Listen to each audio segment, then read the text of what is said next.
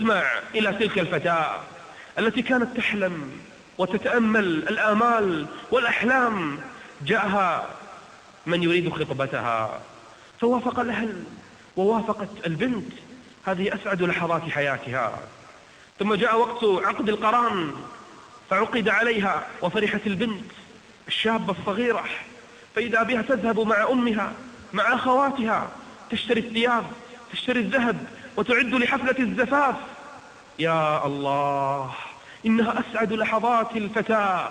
تتأمل هذه اللحظات، كيف يدخل عليها زوجها، كيف تخرج معه، ماذا سوف تلبس، كيف سوف ندعو الناس في أي مكان، ما هي الوجبات، ما هو الطعام، ماذا سوف أفعل، ماذا سوف نصنع، من سوف تغني.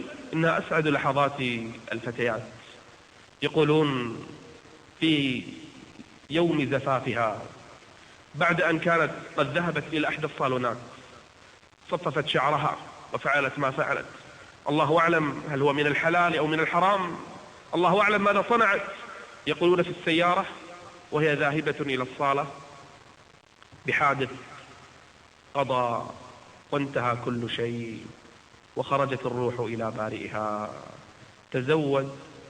تزود من التقوى فإنك لا تدري إذا جن ليل هل تعيش إلى الفجر.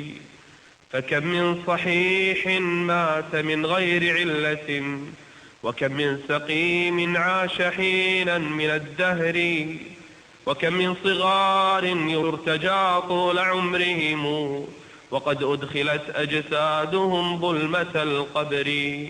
وكم من عروس زينوها لزوجها، وقد نسجت أكفانها وهي لا تدري. بل